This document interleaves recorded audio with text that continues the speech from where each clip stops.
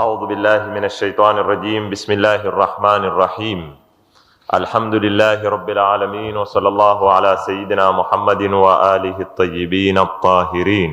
اللهم صل على محمد وآل محمد. اللهم أدخل على أهل القبور السرور، اللهم أغني كل فقير، اللهم أشبع كل جائع، اللهم اكسو كل عريان، اللهم اقضي دين كل مدين، اللهم فرج عن كل مكروب، اللهم رد كل غريب، اللهم فك كل أسير، اللهم أصلح كل فاسد من أمور المسلمين، اللهم اشفي كل مريض، اللهم سد فقرنا بغناك، اللهم غير سوء حالنا بحسن حالك، اللهم اقضي عنا الدين وأغننا من الفقر إنك على كل شيء قدير. اللهم اشرح بالقرآن صدري، واستعمل بالقرآن بدني، ونور بالقرآن بصري، وأطلق بالقرآن لساني، وأعني عليه ما أبقيتني، فإنه لا حول ولا قوة إلا بك. يقول الله سبحانه وتعالى: بسم الله الرحمن الرحيم. ألم نشرح لك صدرك ووضعنا عنك وزرك الذي أنقض ظهرك ورفعنا لك ذكرك فإن مع العسر يسرا إن مع العسر يسرا فإذا فرغت فانصب وإلى ربك فارغب. Bado tuendelea katika kuifasiri aya ya kwanza ya suratul Inshirah, alam nashrah laka sadrak. Na nilizungumza nyuma kwamba mafhum ya sharhu sadr au ya inshirah iko na sehemu mbili. Mara tuzungumza sharhu sadri katika upande wa kuvumilia na kutukua mazito katika mapambano ya kutangaza Uislamu, na mara tuzungumza sharhu sadri katika upande wa kupokea maarifa ya Mwenyezi Mungu Subhanahu wa Ta'ala. Na siku zilizopita zote ilikuwa mazungumzo yetu yako kwenye upande wa kwanza, na tukaumaliza kwa uwezo wa Mwenyezi Mungu Subhanahu wa Ta'ala.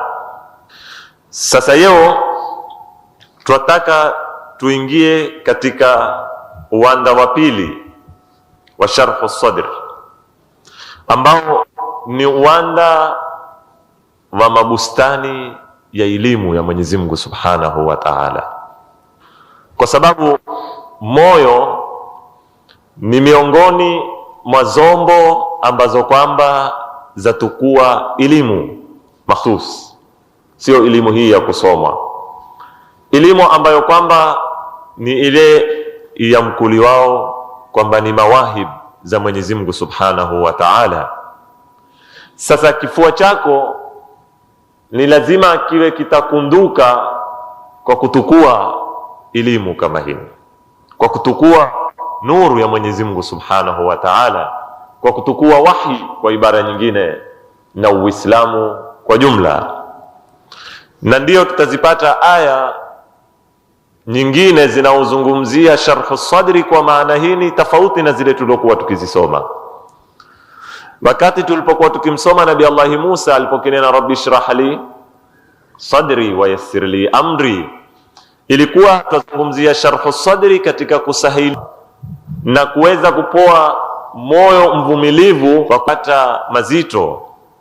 Kwa upande mwingine katika Qur'ani tupata sharhu sadri kwa maana ya kifua kukunduka kuya Uislamu, kuya nuru ya Mwenyezi Mungu, kuya wahyi wa Mwenyezi Mungu Subhanahu wa Ta'ala. Mwenyezi Mungu atuambia katika suratu Zumar: afaman sharaha Allahu sadrahu lilislam fahuwa ala nurin min rabbih fawailun lilqasiyati qulubuhum min dhikrillah ulaika fi dhalalin mubin. Mwenyezi Mungu atuonesha pia kwamba ule mwenye kufunguliwa kifua chake kwa Uislamu, hoyo huwa uko yule nur, yani uko katika mwangaza siku zote, hapotei.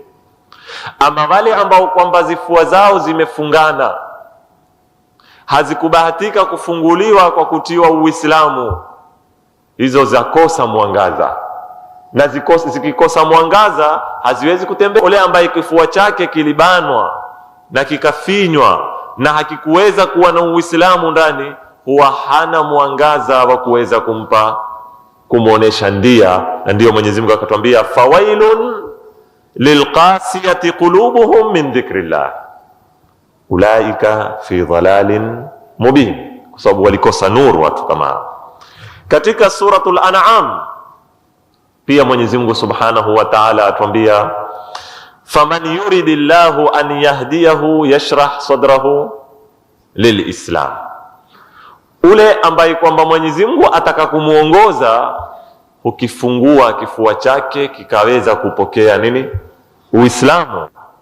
Waman yurid an yudhillahu, na ule anayetaka kumpoteza, yaj'al sadrahu dhayiqa haraja, ukijalia kifua chake kikawa kimebanwa, kiko dhiki, hakina nafasi ya kuingia nini? Uislamu. Ikawa ni kama ule mtu apandao mbinguni, kaannama yas'adu fi sama, kwa sababu siku zote ukipanda mbinguni si maana kupanda uwingu wa kwanza wala wa pili, ni maana ya kwenda juu. Na kila ukiepuka ardhi kwa masafa fulani, waiepuka oxygen, na ukiepuka oxygen wakosa nafasi ya kuhewa pumzi, kifua cha kufanya nini? Cha kubana. Sasa Mwenyezi Mungu Subhanahu wa Ta'ala amfananisha ule mtu ambaye kwamba hakufunguliwa kifua chake kwa Uislamu, ni kama ule aloata ardhi kwa masafa marefu, akakosa hewa ya kuvuta, akawa amebanwa na kifua kama mtu mwenye pumu. Ndio akatwambia waman yurid an yudhillahu yaj'al sadrahu dhayiqan haraja kaannama yas'adu fi sama, kama namna apandao kwenda juu huenda akakosa pumzi. Hivi ndivyo kifua kinavyofanywa dhiki wakati kikikosa nuru ya Uislamu. Kwa hivyo hapa hakuzungumzi sharhu sadri kwa maana ya kuangata mazito, kwa maana ya kuvumilia, kwa maana ya kuwa na moyo mkundufu wa kupambana na mabopari na kuondosha ufisadi. La, hapa kwa zungumzo sharhu sadri kwa maana kuwa kifua chako kimeweza kupokea nuru ya Mwenyezi Mungu Subhanahu wa Ta'ala, kimeweza kupokea Uislamu na kiko na daraja. Waweza ukaanza sharhu sadri na Uislamu, sio umekoma. Ndipo pale unapopanda kila ukijiea Uislamu, kila ukijikuza kiuislamu, kila ukiendelea kukikundua kifua chako, ndipo pale kiwapo kipana kikawa kipana mpaka kikawa na nguvu ya kupokea mingi. Leo tukitaka kufananisha na teknolojia, ingawa Mwenyezi Mungu uko mbali utenda kazi wake na hizi teknolojia, sampuli zake ni sampuli mbali. Leo sisi tutaona haya madishi ambayo yako au mobile tunazozitumia hazifanani, za tofautiana kimemory, mambo kadha wa kadha. Yo waweza kupata dishi la kupa channel 22, kuna madishi mengine ya kupa 30, na kuna mengine yako kwenye mamia. Hivi ndivyo tuweza kufananisha pia kifua cha mwanadamu kwa maana ya moyo. Si kifua hiki sio ukafanya bidii ukakipanua kwa kuinua chuma, si kifua kwa maana ya hiki, yani moyo, roho yako. Yo ni kama chombo cha kupokea, na Mwenyezi Mungu Subhanahu wa Ta'ala anaweza kukwambia kama nilivyokuambia yana, pipe zake, zituo zake za rusha masaa 24, hazina malipo, hazina sharuti, hazina rangi, hazina dini, hazina kabila. Sasa ni wewe mwenye kupokea, chenye kupokea dishi lako ni kifua chako, ni moyo wako. Huu moyo waweza ukaufanya usipokee hata channel moja, na waweza ukapokea 10, na waweza ukapokea 20, na mpaka ukaweza kupokea kwa mamia na kwa maelfu. Kwa sababu gani? kwa sababu umeukundua na ukauyea na ukaukuza. Ndio tunaozungumza hapa maana ya sharhu sadri sasa. Na ndio Mwenyezi Mungu atuambia, awaman kana maita fa ahyainahu waja'alna lahu nuran yamshi bihi fi nnas. Umeweza kuwa ni maiti Sheikh, lakini wewe ukaukuza na Mwenyezi Mungu akauhuisha na akaumiminia nuru, na nuru ile ikawa yatoka kwenye moyo. Sasa ndio ya kuonesha wewe ndia, ukawa waona kwa moyo, sio kuona kwa nini, kwa macho. Na ndio ukikosa nuru kama hili huwezi kutembea, huwezi kuona ya sawa. Na ndio Mwenyezi Mungu akatwambia, waman lam yaj'alillahu lahu nura fama lahu min nur. Ule ambaye kwamba Mwenyezi Mungu Subhanahu wa Ta'ala hakumpa nuru yake kwa kumkundua kifua, huyo usitarajie kwamba aweza kupata nur mahala pangine ya kumuongoza. Famadha ba'da alhaqi illa adh-dhalal.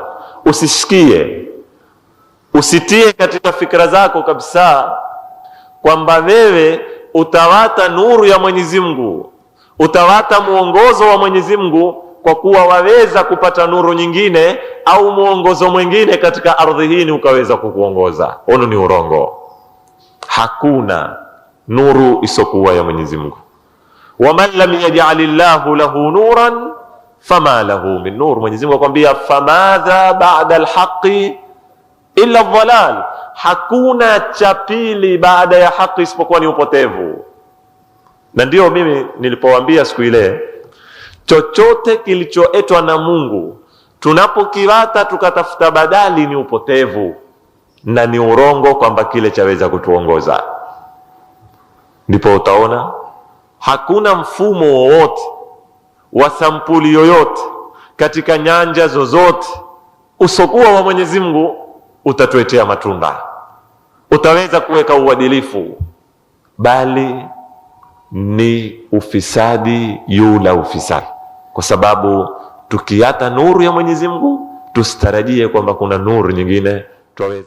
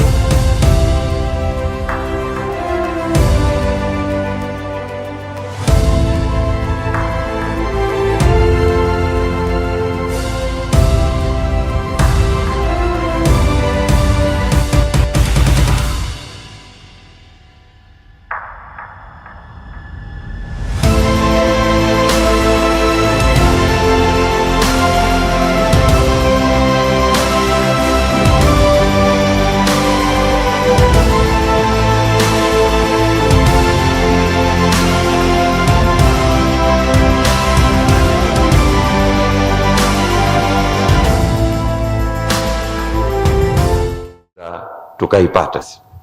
Ndugu zangu Waislamu, sitoendelea sana kusherehe, nitafupisha kwa ajili ya kutunga siku zilizobakia niweze kuimaliza hii sura. Kwa hivyo hii ndiyo upande wa pili wa sharhu sadr, na upande huu pia uko na funguo zake. Kama makumbuka, sharhu sadri kwa maana ya kuvumilia tunena tuko na funguo ngapi? 2. Na hapa pia tuko na funguo ambazo kwamba ni nyingi sana. Ufunguo wa kwanza ni al-istijaba, ni kuitika mwito. Si labeka, yani sikusudii kuitika kwa maana ya kunena labeka. Ni kama nilivyowaambia yana, ni kukubali wewe chombo chako kupokea, kwa sababu Mungu mifereji yake iko wazi. Sasa ufunguo wa kwanza wa kuweza kupata hii sharhu sadri ni wewe kwenda kufuatia ukapeka chombo chako ukakinga kwenye mfereji wa Mwenyezi Mungu Subhanahu wa Ta'ala. Ama ikiwa utakifunika chombo ukitie sili, kisha utarajie sharhu sadri, kisha unene kwamba Mungu hakunipa, kisha umkhutubu Mungu umwambie kwamba nami ni mja, hapo itakuwa waiteza shere. Mwenyezi Mungu Subhanahu wa Ta'ala mifereji yake yamiminika, sasa ni wewe chombo chako wende ukakinge. Anakuambia ud'uni astajib lakum, umuombe Mwenyezi Mungu akuongoze, umuombe Mwenyezi Mungu akukundue kifua, umuombe Mwenyezi Mungu akuyaze nur katika kifua chako. Tatu ni uwe na takwa, kwa sababu kama nilivyokuambia, takwa kwa maana ya kujiea, si takwa kwa maana ya kuvaa kandu wala kofia. Takwa kwa maana ya kukikundua kifua chako kiweze kupokea mingi kutoka kwa nani? Kwa Mwenyezi Mungu Subhanahu wa Ta'ala. Kisha uwe utailinda na mipaka ya Mwenyezi Mungu Subhanahu wa Ta'ala, usikiuke mipaka ya Mwenyezi Mungu, usivunde kanuni za Mwenyezi Mungu Subhanahu wa Ta'ala. Hizi zote ni funguo ambazo kwamba zaweza zikakuyea mpaka ukasikilia hadi ukaona mingi, ingawa sisi pengine nyoyo zetu ni chafu. Na ndipo pale al-Imamu Ali alayhi salam aliposikilia hadi akanena, wallahi law kushifa li al-ghita'u mazdadtu yaqinan. Yani alisikilia hadi ya sharhu sadri na mambo yakamfunukia akawa ayaona, mpaka akasikilia hadi akanena, hata pazia zikafunguliwa sasa yao hakuna la zaidi mimi kwangu.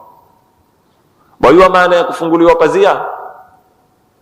Ni ile aya ituambia wakashafna anka ghita'aka. Sisi tuambiwa kuna kiyama, sisi tuambiwa kuna hisabu, sisi tuambiwa kuna pepo, kuna moto, kuna kadhaa kadhaa, lakini hatuyaziona zitu kama hizi. Siku tutakapokufufuliwa tukayaona mambo hayana bayana, siku ile ndio tutakuwa tumepata ile 100% sasa, au na zaidi, pengine itakuwa ni 1000 yula 100.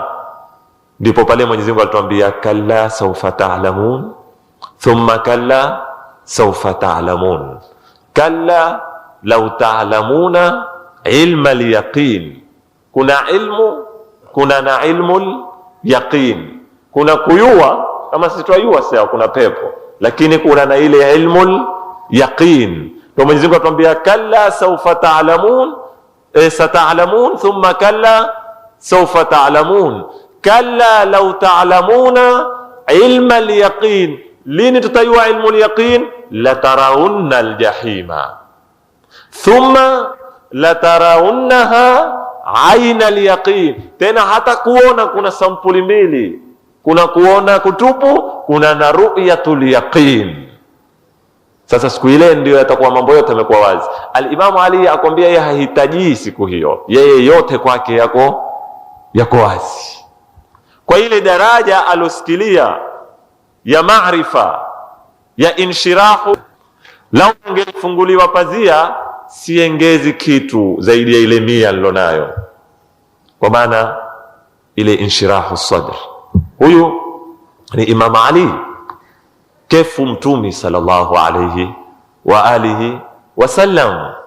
Kwa hivyo hawa ni watu ambao kwamba wamesikilia daraja kubwa ya kuyazwa maarifa kifua chao. Ndipo pale akatuambia al-Imamu Amirul Mu'minin alayhi salam, inna qulubal mu'minina matwiyatun bil imani tayya, fa idha arada Allahu inarata ma fiha fatahaha bil wahyi fazara'a fiha al hikma.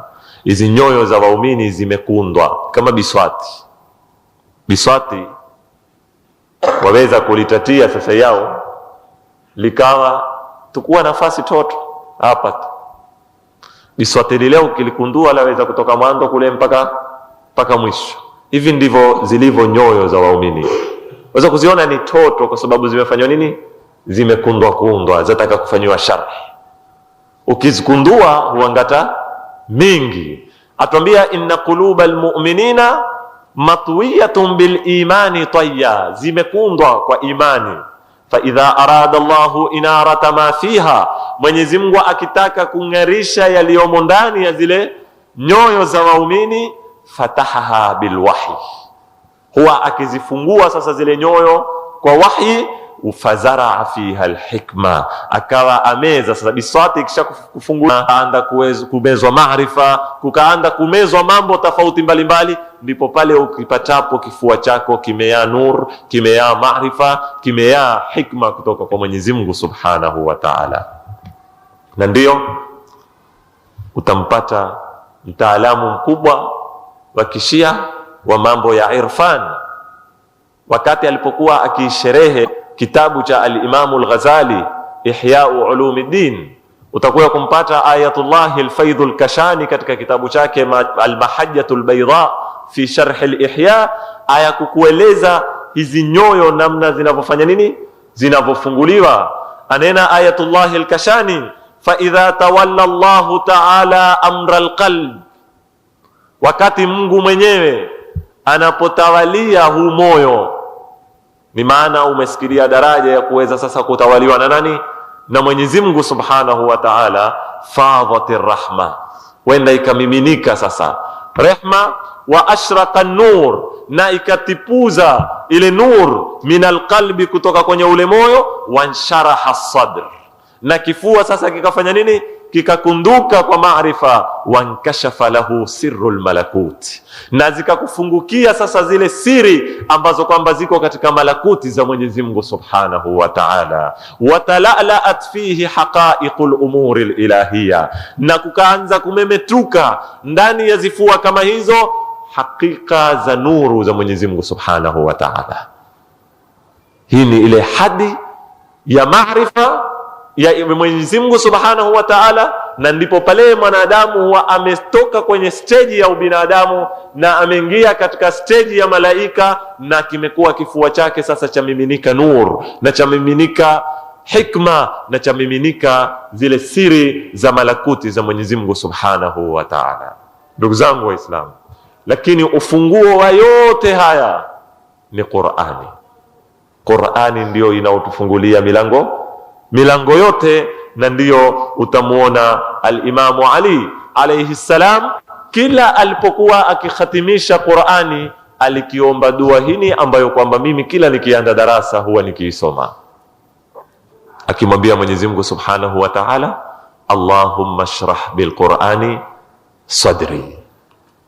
Kila akimaliza kusoma Qur'ani alikiomba dua hini, kwa sababu hakuna kitu kinachofungua nyoyo sawa sawa ikiwa ni maana ya sharhu sadri kwa maarifa, au ikiwa ni maana ya sharhu sadri kwa kuvumilia. Pia Mwenyezi Mungu anatuambia warattilil Qur'ana tartila inna sanulqi alayka qawlan thaqila, pia katika kufundishwa sharh bil Qur'ani sadri. Kwa hivyo na sisi ni lazima tutabaruku na dua ya al-Imamu Ali alayhi salam, tukimwambia Mwenyezi Mungu Subhanahu wa Ta'ala, Allahumma shrah bil Qur'ani sudurana was'ani abdanana wanawwir bil Qur'ani absarana wa atliq bil Qur'ani alsinatana wa a'inna alayhi ma abqaytana fa innahu la hawla wala quwwata illa bik. Ndugu zangu, hii kwa ufupi ndiyo fikra au mafhum ya sharh Uislamu kwa pande zake mbili. Kwa hivyo sasa yao turidini moja kwa moja katika aya yetu. Baada ya mazungumzo haya ndiyo tutafahamu vipi tutaifasiri hii aya. Mwenyezi Mungu Subhanahu wa Ta'ala, kama tulivyonena, neema ya kwanza aliyoitaya katika suratul Inshirah, alimwambia Mtume sallallahu alayhi wa alihi wasallam, alam nashrah laka sadrak. Sasa hapa tutatupa suala, na nyuma nilieleza mingi, rai nyingi zilitaywa kuhusu maana ya sharhu sadr. Wengine wakanena sharhu sadri ni maana ya tabia mzuri, wengine wakanena sharhu sadri ni maana ya kwamba kifua chake kilifunguliwa kwa Uislamu. Kila mmoja akanena laki, lakini sisi kauli zote zile tulizopita, sijui ni 7 au 8, moja tuliitoa ile tusitie hisabuni masala ya kwamba sharhu sadri ni maana ya shaqu, yani ni ile fikra ya kupasuliwa kutoka kilinda koo mpaka tini ya kitovu, ile tukaitenga ile rai na tukaijadili kwa urefu. Zile rai zilizobakia zote zaingia katika hizi fikra mbili nilizozungumza mimi, kwamba sharhu sadri na ukusudiwa hapa alopoa mtumi ni sharhu sadri fi tahammul ibtida au sharhu sadri fi al-ma'rifati wal-wahyi wal-islam.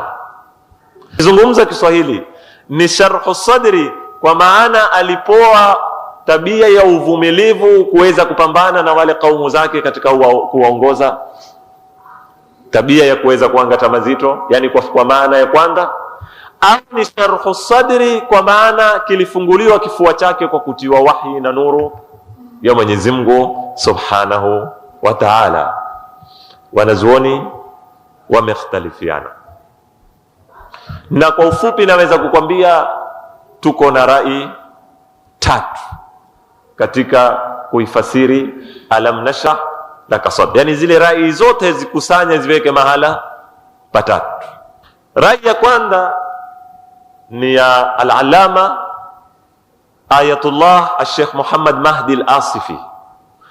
Huyu anena kwamba sharhu sadri inayo, yani maana ya kuangata mazito.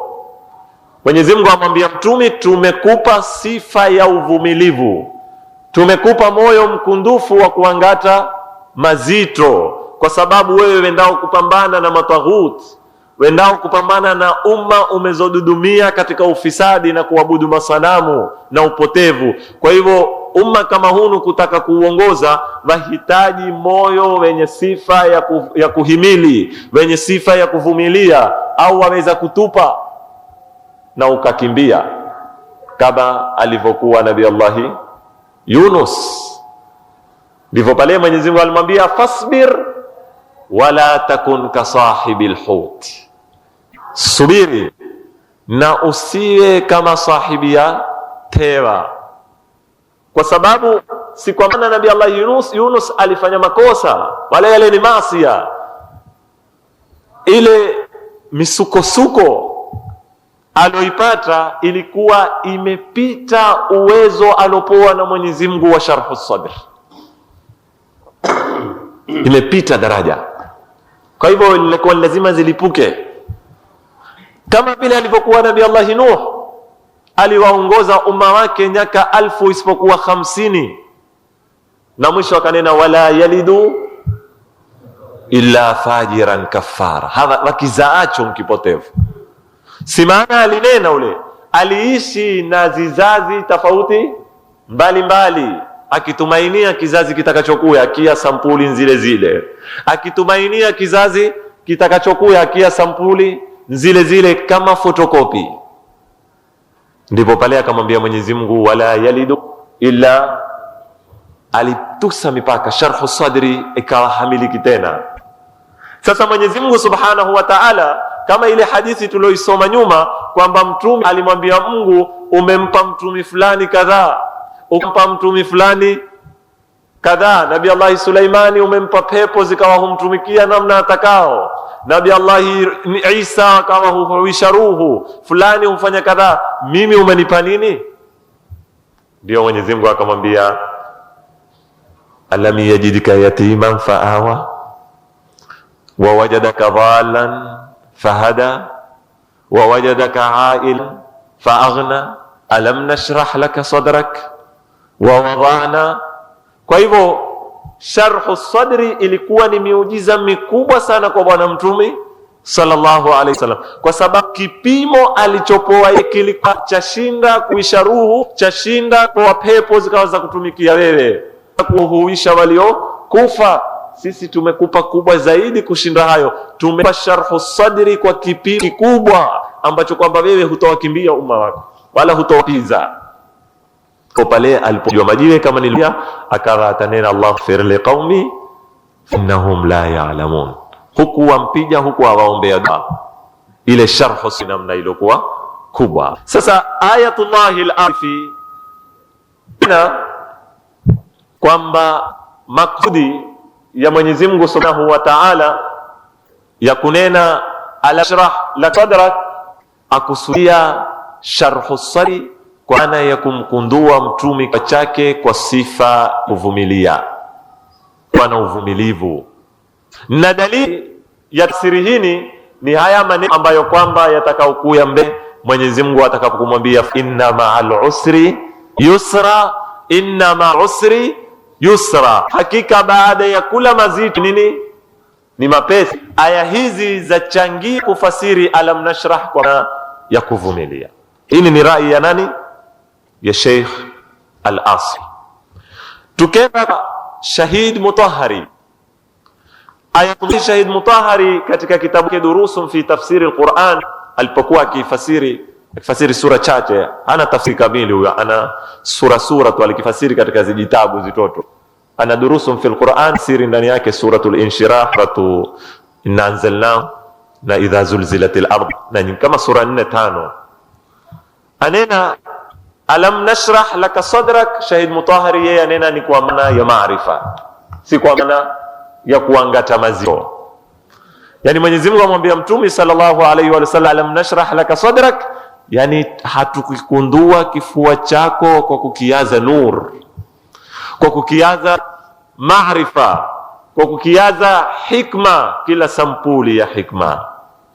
Ndipo akamwambia maneno kama haya, na ndio taona maneno yake mkitaka ni manaqilia ya kufasiri.